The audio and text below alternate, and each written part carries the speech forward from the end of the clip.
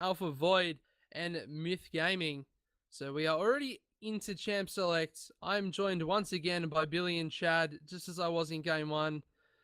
But yeah, I mean, nice quick break in between the games there. But interesting end to that first game. So we'll have to wait and see how the bans affect the way this game is played out. Obviously, as Billy did call there, the Lucian has been banned out, and no surprises there, is there?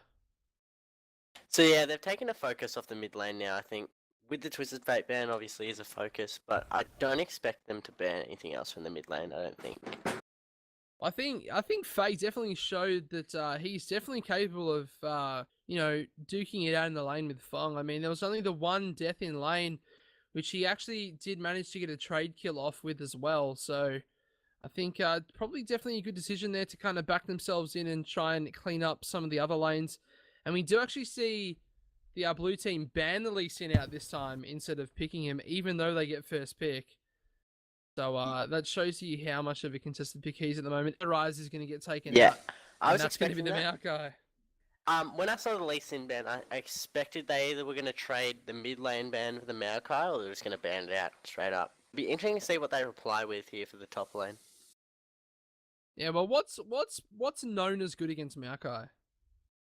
Oh, Europeans do tend to take the Swain, but it does scale pretty well with Maokai, as he can lane against him and can overrun him a little bit, but I don't know if Jimmy plays the Swain. But Other true, I regions have guess. started to Yeah. pick up Rumble as well. Oh, we see the early Tristana pick, so that's given away the bot lane. It's very interesting that they keep first picking this Thresh. I don't see the point in first picking the Thresh, in all honesty. I guess it could be a weakness in the playmaker. Who knows? Maybe his champion pool isn't as large as they would like, and he's only really comfortable on Thresh. I mean, not too sure. I personally haven't actually seen him play any other champions, so I guess that's probably the most logical conclusion there. But either way, I guess he's done okay with it so far. Fong decided to take that Orianna away, so they've managed to pick away the Kha'Zix and Ori from last game. We might be seeing the same mid lane matchup there with the Ori, just the players swapped. Sorry, the English is hard, but I don't think I like that because it looks like Ori came to that matchup pretty strong. Okay, like won that matchup, I'd say almost. yeah, I was interested to see what Jungler Delicious would choose here, but it does seem like he is opting for the Vi. Vi. Which, if he did go for Vi, I would assume that they would switch the Ari for a Yasuo. But So they're like going to be going with the Kale jungle, which we I did. think that's a Kale top. No, it's definitely a Kale jungle. They did play that one yesterday, so I mean it didn't work out really at all for them yesterday. So maybe they've got a different team comp in mind for this one. Not too sure what that would be. I mean, obviously the Kale ulti is really strong in team fights at all stages of the game, but obviously it's very susceptible to ganks Kale jungle, especially against Kha'Zix, who is just such a 1v1 beast. I'm not too sure how that one will play out in the jungle, but I mean, you could be correct and it might be a top lane Kale, but I'm fairly certain that would be a jungle Kale, and we might be seeing the Janna in the bot lane with who would you play with the Janna? The Corki or your Jinx, I suppose? Yeah, with the Lucian ban, they did take away a lot of the bot side picks, and they did take the priority over Triss. So Corki isn't a bad pickup here. Corki does scale quite well into mid game and can very well against Tristana. So smart picks here from blue team. Definitely. I mean, coming out of pick phase, they're looking pretty scary at the moment. You might have been right here, Chad. I think you've made me look like a bit of a muppet because I think it is going to be that top lane Kale with the Jarvan being picked out. So Kale against Maokai. Is that good for Kale? I guess the range maybe could be what gives her the upper hand in that matchup. I honestly don't think you can really push a Maokai out of lane no matter what.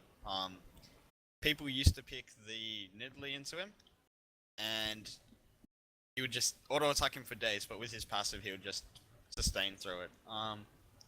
I don't really see the point in trying to counterpick the Maokai anymore. I think what people now do is pick something that scales just as well as it. So that's why people have gone into the Swain, the Rumble, stuff like that. Okay, very good point. I guess Kale's along that same line. She scales fairly well if you play her that, shredder carry kind of style. And the Vi's been picked up as well, which isn't that bad a pickup since they don't really have a way to stop her. I'm not too sure if Janna's ulti or her Q cancels Vi's ult. Does anyone know if that's No, it does not. What The I only probably would have spell shield opted for cancel it. here if I was blue team is maybe the Nami over the Janna, just because purple team I don't really see a use for Janna as much in this team comp. Just because there's only a Vi hard engage and the Ari dash. So I feel like Yeah. Maokai and Kha'Zix can kind of deal with that, and then Nami can really help with shutting them down, because you know where Vi's going to land as soon as she ults, so you can instantly land that bubble and then land the wave. Yeah, definitely. And you can even with Nami, you can use Vi's ult against her.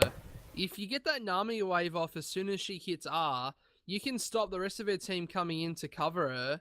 And then, you've got a Vi in the middle of your team who gets absolutely destroyed at the start of the fight, and then it's a 4v5 situation. So If she I does think play you're it definitely right, right she with can that. do that with the Vi, because she can't be disabled, she'll run straight through the ult, and she can push away the rest of the team, so it'll be interesting to see how that plays out.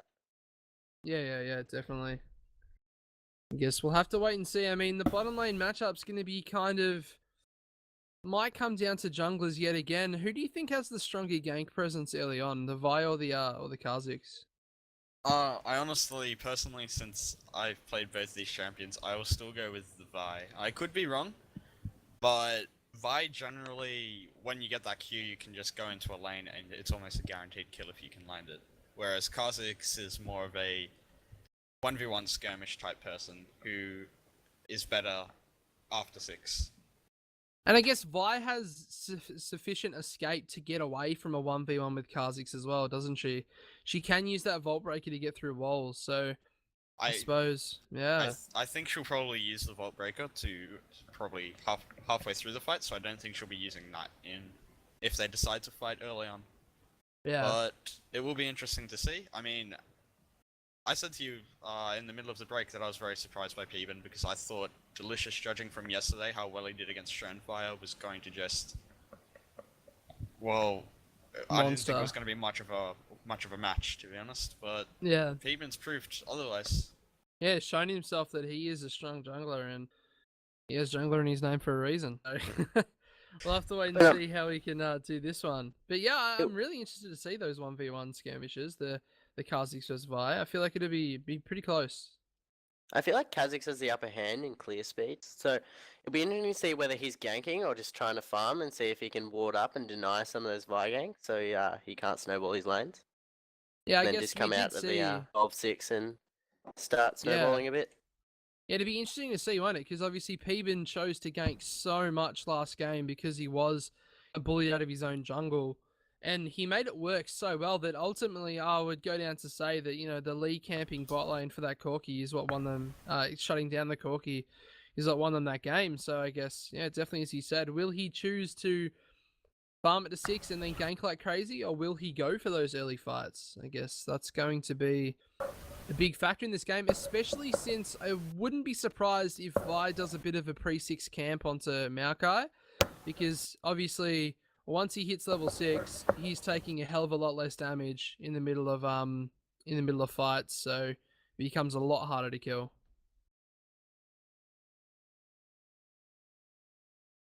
But yeah, the advantage I reckon for blue side is just their strong laners. With the Maokai, with the Corki Janna, like their whole team just has really good laners. Yeah, definitely. So I guess they if they can take the advantage there and win those lanes like they're supposed to, it's going to do a lot of damage, and it's going to go a long way to them being able to pick up this victory. But in the same sense, we do have a lot of scaling on the side of Team Alpha Void, obviously with that Tristana.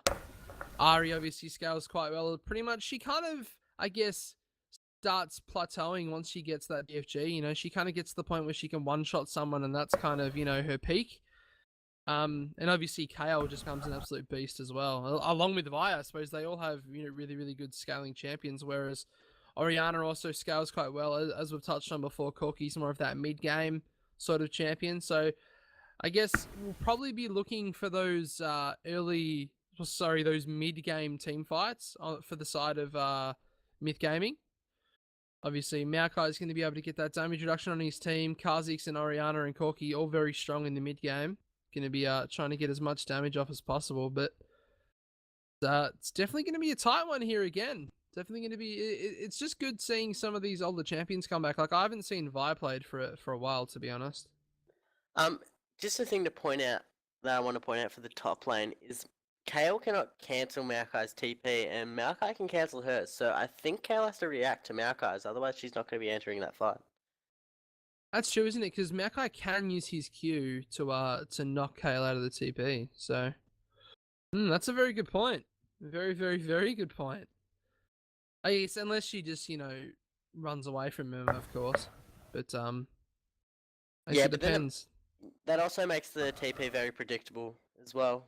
But Yeah. I guess it's not really a hard decision whether someone's going to TP or not. But definitely advantage for a Maokai in that sense. And especially if they do start picking up early globals, Maokai's going to snowball from the top lane. Yeah, that's it. I guess it's going to have to wait and see how they play it out. But I feel like, again, it's going to be definitely a jungle-based matchup here. Depending on, where Peebing goes, how much influence he has, and, same with Delicious. But again, should be a nice tight matchup. Hopefully, the bot lane for our Team Alpha Void can show what they can do this game and not get camped out quite as easily. But I think we are into the game now. I'm not too sure what's going on here.